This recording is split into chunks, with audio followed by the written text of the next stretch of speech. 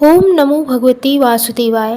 दोस्तों, एकादशी तिथि भगवान विष्णु को सर्वाधिक प्रिय तिथियों में से एक है। इस दिन पूजन और व्रत करने से भगवान विष्णु पूजन का संपूर्ण फल देते हैं। यह व्रत अन्य व्रत से कठिन होने के साथ अत्यंत शुभ और फलदायी बताया गया है। वैसे तो सभी एकादशी अपने आप में महत्वपूर्ण हैं, किंतु वैशाख मास की मोहिनी एकादशी व्रत पूजन बहुत ही खास और सभी मनोकामनाओं को पूरा करने वाला होता है। विष्णु पुराण के अनुसार इस व्रत को करने की एक मान्यता है कि जब देवताओं और असुरों के बीच समुद्र मंथन हुआ, उसमें से प्राप्त अमृत को पाने के लिए देवदानव आपस में लड़ने लगे। तब देवताओं को अमृत प्राप्त कराने के लिए भगवान विष्णु ने मोहिनी का रूप धारण करके असुरों को मोहित किया। अमृत लेकर देवताओं को पिला दिया। इस तरह से देवताओं को विजय प्राप्त हुई। मोह भंजन के नाम से भी जानी जाने वाली मोहिनी एकादशी का व्रत करने वाला व्यक्ति सांसारिक सुखों को भोगकर अंत में विष्णु लोक को प्राप्त करता है और उसे मोक्ष मिल जाती है। इस व्रत के प्रताप और पुण्यों के कारण व्यक्ति के सभी पाप कट जाते हैं। तो दोस्तों, आइए जानते हैं साल 2024 के वैशाख मास शुक्ल पक्ष की मोहिनी एकादशी कब है और व्रत कब किया जाएगा। दोस्तों, इस बार एकादशी तिथि का प्रारंभ 18 मई शनिवार की सुबह 11:24 से 19 मई रविवार दोपहर 1:50 तक रहेगी। इसलिए सभी गृहस्थ लोगों के द्वारा रविवार के दिन ही व्रत और पूजन किया जाएगा।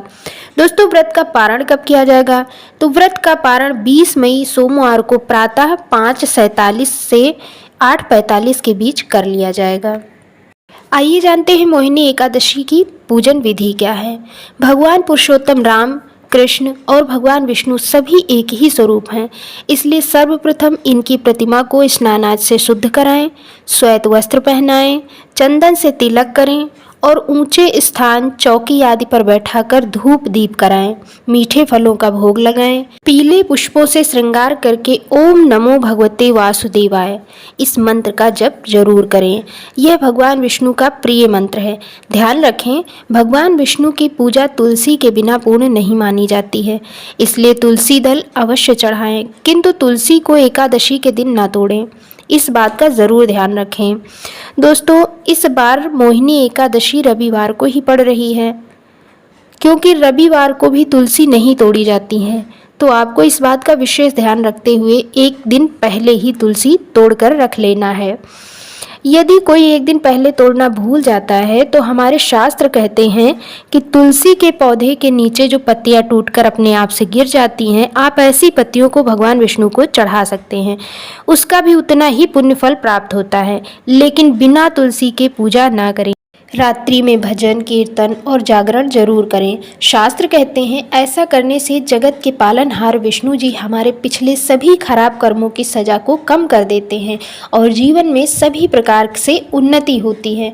सभी भक्तों को ये ज़रूर ध्यान रखना चाहिए कि एकादशी के दिन चावल, मसूर, उड़द या इनसे बनी कोई भी चीज़ें नहीं खानी चाहिए।